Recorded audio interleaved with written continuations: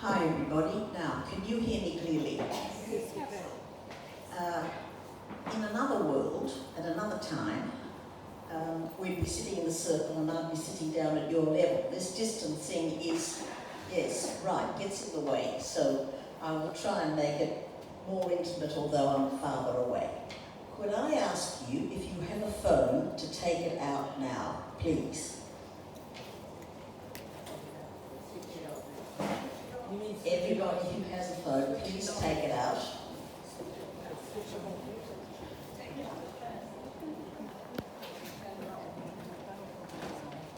And would you mind switching it to silent or turning it off? Thank you.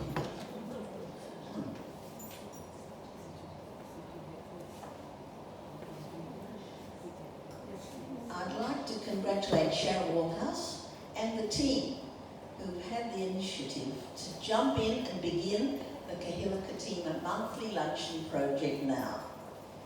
There's always a reason to not do something. They decided that they would come out from under the COVID-19 rock, as we all have now, and begin something worthwhile, even if there were only 6 comers, and we've got about 30. That's really wonderful. The timing is right. We are all sick and tired of lockdown, and this number of us is happy to be socialising meaningfully again. It was so good to come and talk to some of you, for us to get dressed up and put on our bling and come out and be sort of normal. I feel honoured to be the debut attraction for a very great initiative. As the Parasha Chayei is not about her life, but about her death, it's ironic that the topic at the birth of this group is the death of a great man who so tragically just left us. Jonathan Henry Sachs, Harav Yaakov Tzvi ben David Aryeh, the Leader. He was a rabbi, a moral philosopher, theologian, author, and politician. And that's just the official CV.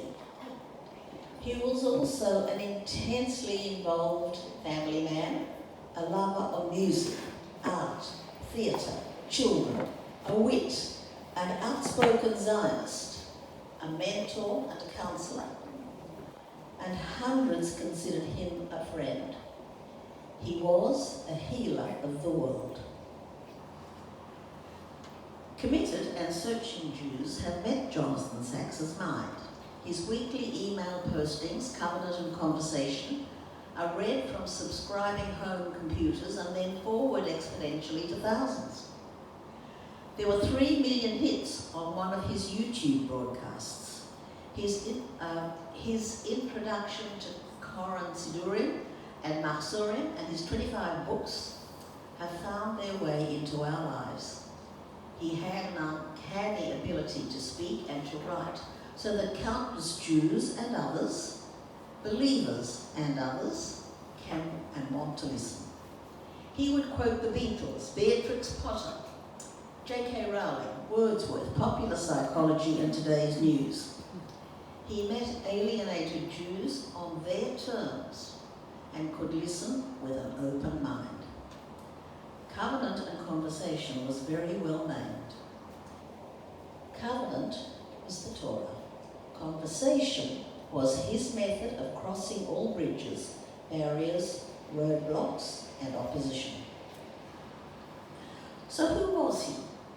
Where did he come from? And how did he reach to us all so personally?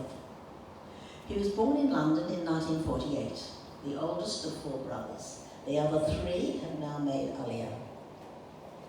His family was practicing Jewish, but not so formal.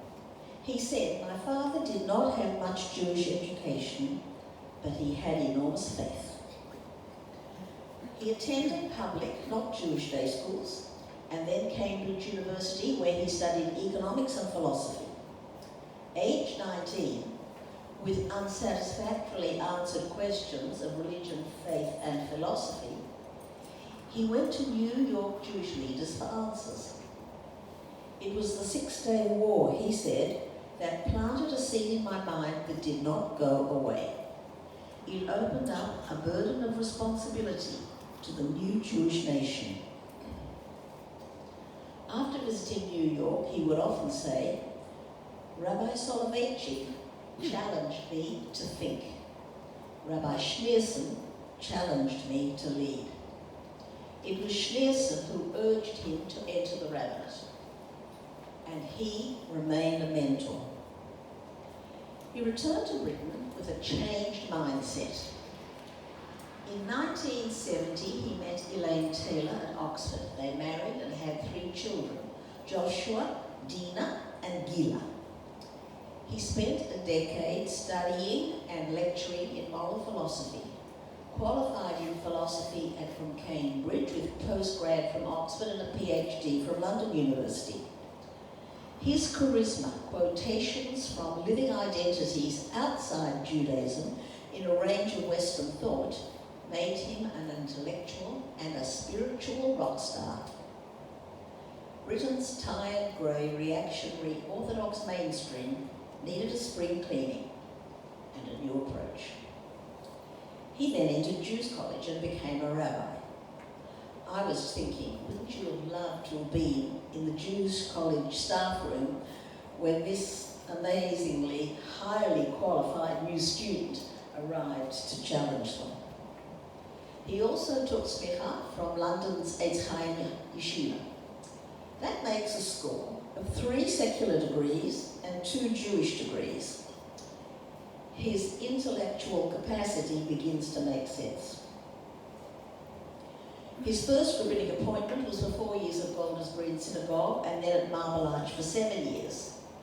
Concurrently, he was appointed principal of Jews College, where he learned to mentor rising rabbinic students. He was knighted by the Queen in 2005 and then received a life peerage to a seat in the House of Lords in 2009 as Baron Sachs of Aldgate. He was also a visiting professor at universities in Britain, America, and Israel.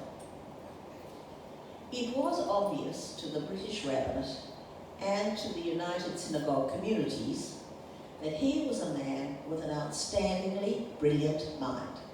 In 1990, Lord Yakovlevich was due to retire as chief rabbi. Jonathan Sachs was a 43-year-old outlier whose potential might bring this tired British Judaism into a new millennium. The community was rapidly assimilating. Birth rates were lowering. Aliyah was absorbing the energetic younger people. Israel and America had become the centers of post-Holocaust Jewish growth. It's inevitable that any successful, outspoken person will attract detractors. That included Moshe Rabbeinu himself. It was no different for Jonathan Sachs. There were many contenders applying for his job of chief rabbi, and many disgruntled nominees who lost. A very important role of chief rabbi is to be unbefted. For a 43-year-old neophyte handling those crusty and often reactionary dayanim, making decisions with him as chair, it could only have been daunting. They all had the title Dayan, judge, an honorific commanding enormous community deference.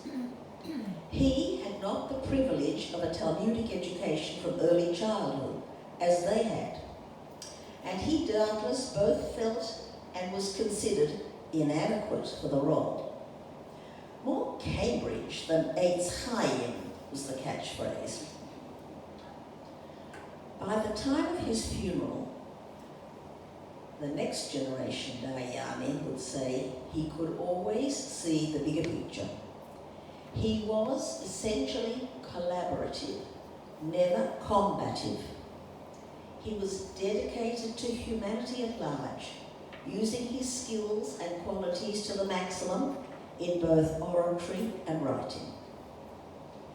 In 1991, he was appointed Chief Rabbi of the United Hebrew Congregations of the Commonwealth. It's important to remember that he was not Chief Rabbi of all British Jewry, but only of the traditional establishment, now thought of as modern Orthodox. He was the formal representative of Jewry to the Crown, to the government, and to the press. The Haredim, Chabad, and the non-Orthodox streams did not recognise him as their chief. This conversation was for him a lifelong challenge. Trying to maintain good relations with his seniors, he refused to attend Limud, although he had been involved before being Chief Rabbi. It's a telling aside that all three of his children met their spouses at Limud. It is the most successful meat market ever achieved, allowing Jews to meet and interact meaningfully with more success and with more successful in marriages than any other institution. As Chief Rabbi, he repeatedly delayed a report on the role of women in religious services and prevented the participation of Jewish LGBTQ groups in communal events he endorsed. He may have been the most influential Orthodox rabbi in the global Jewish world, but he also personified contradictions and limitations, notably in diaspora modern Orthodoxy. He was not frum enough for the ultra-Orthodox, too cautious for the non-Orthodox, and too foreign for Israelis. He was always aware that a large number of practicing Jews were not in his modern Orthodox hegemony. He saw himself as a peacemaker and a crosser of bridges. He said, "You try to make things better in the future. I came up with two principles. On all matters that affect us as Jews, we work together. On all things that touch our religious differences, we agree to differ, but with respect." As a result, relations between Reform and Orthodox have improved and are actually a model for the rest of the Jewish world. Do you get the underlying message? It was less successful with the ultras. In 2016, he won the Templeton Prize in Religion for his book, Not in God's Name. In it, he asserts that chosenness is not a unique quality for Jews alone, but a template for all religions equally to ideally follow. This set the cat among the pigeons, as you might imagine, with ultra-Orthodox feathers all over the town. Sir John Templeton was a British Alfred Noble type of man who bequeathed his fortune to several subjects annually for published books. Jonathan Sacks may have been somewhat mollified when he won over $2 million American for the book, more than Nobel laureates win without Swedish royal involvement, notwithstanding disparaging and discouragement from his own community. He called for a decade of renewal to revitalise British Jewry, and he succeeded. His creative ideas and capacity to engage the right-supporting people to carry out the task lasted for 22 years. A prolific writer and broadcaster, he mastered the new communication media of the internet to capacity.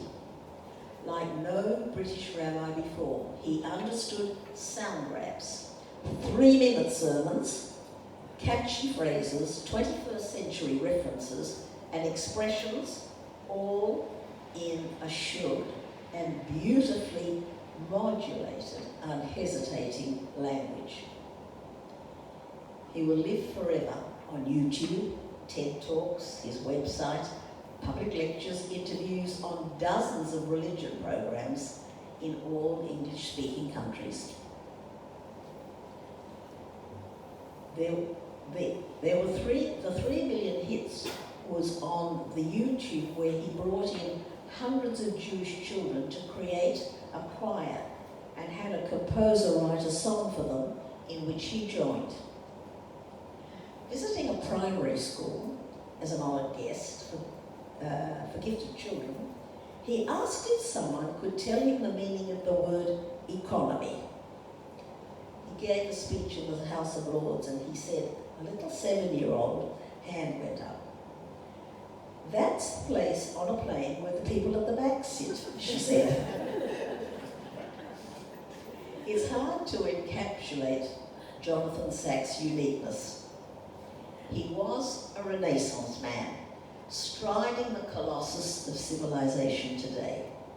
He was collaborative in an age when opposition often prevails.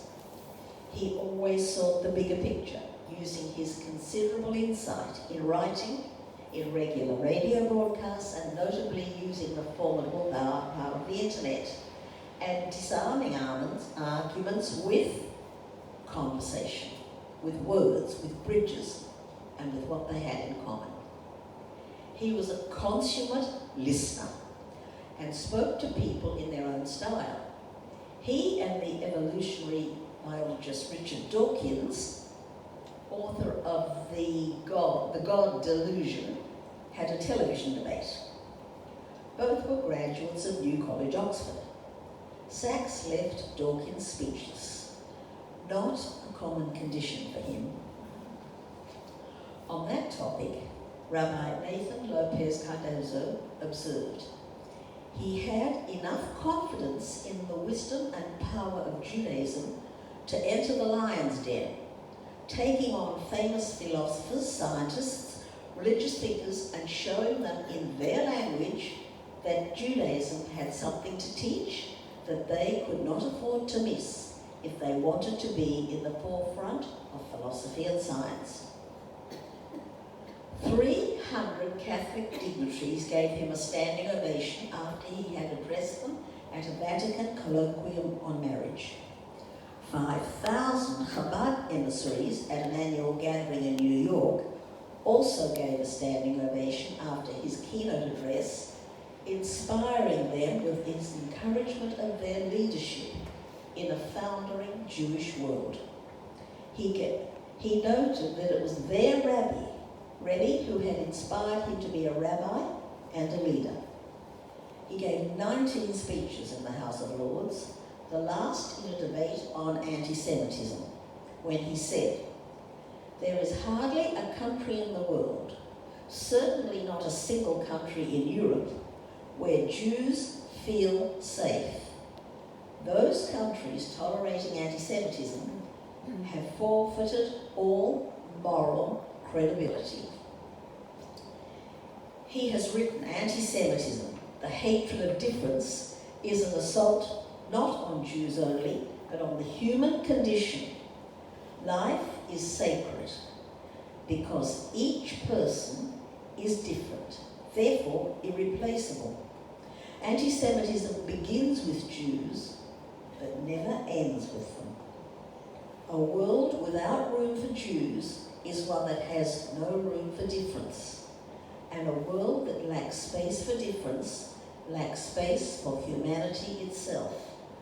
The only adequate response to the fear and hatred of difference is to honour the dignity of difference.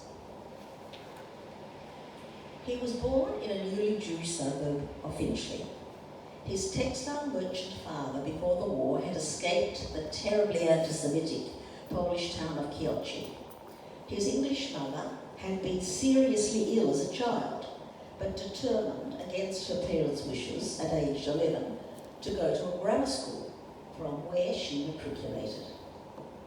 Working in civil defence in war-torn London, she was awarded the Defence Medal for her fire duties during the V1 flying bomb attacks. She was active on her Shul Women's Guild for 50 years, delivered Meals on Wheels, and was a hospital visitor for 35 years. She was never judgmental and never spoke badly of others, said the writer of an obituary in 2010. From where did Jonathan Sacks's formidable qualities come? As a former marriage counsellor, I look for family systems. You did not survive Kehillat by fighting. You needed smart words and fast feet. The adult Jonathan donned a tracksuit every morning and went for a run. Talking to strangers in hospitals for 35 years would have developed skills in listening, in tuning in and out of endless chats with those who needed to talk. Jonathan's most remarked upon capacity was the ability to listen and to respond to every person as if they were the only ones who mattered. These are not inherited skills. They are learned by observation and honed to sharpness with experience. Can you see the family system here? He spoke language with skill and subtlety, but with humility. There was always a two-way bridge between himself and secular, belief and secular. He understood both sides between Torah and the modern world. His skill was his ability to cross the bridge in both directions. Everybody's contribution was given value. Everybody was heard and was an equal part of the conversation. He was continually seeking perfection in himself, bringing redemption one mitzvah at a time, one day at a time. His demand on himself was relentless. He said, "I'm fizzing with new ideas." Unsurprisingly, he numbered among his associates and friends an extraordinarily eclectic collection of people. These included Pope Benedict, Pope Francis, Cardinal Vincent Nichols, retired Archbishop of Canterbury George Carey, with whom he would go to Arsenal soccer matches, and Prince Charles, who wrote, "Over many years I have come to value his counsel immensely. He was a trusted guide, an inspired teacher, and a friend. His immense learning spanned the sacred and the secular, and his prophetic voice spoke to our greatest challenges with unfailing insight and boundless compassion. There are daunting statistics attached to him. He won 12 significant prizes, including the Templeton. There are 35 ISBN publications, uncounted broadcasts and articles.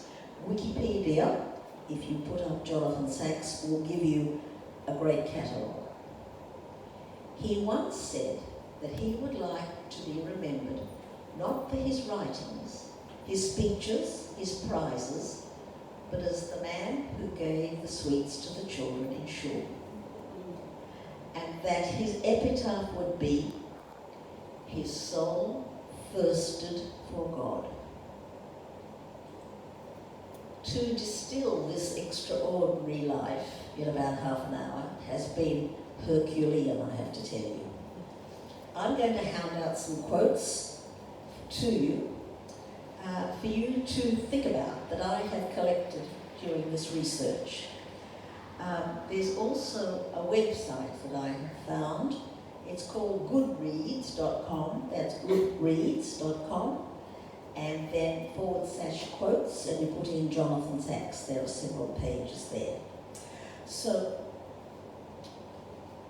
if you have memories and ideas and thoughts and experiences of Jonathan Sacks, there's an opportunity for us to share them. I'm handing out now these quotes from him. Does anybody have a Jonathan Sacks experience? A Jonathan Sacks thought? People have come to me and say, "Oh, I heard him once give a speech at X. It has stayed with me. I was in shul. I happened to have him in shul and he gave the sermon. What he said was always."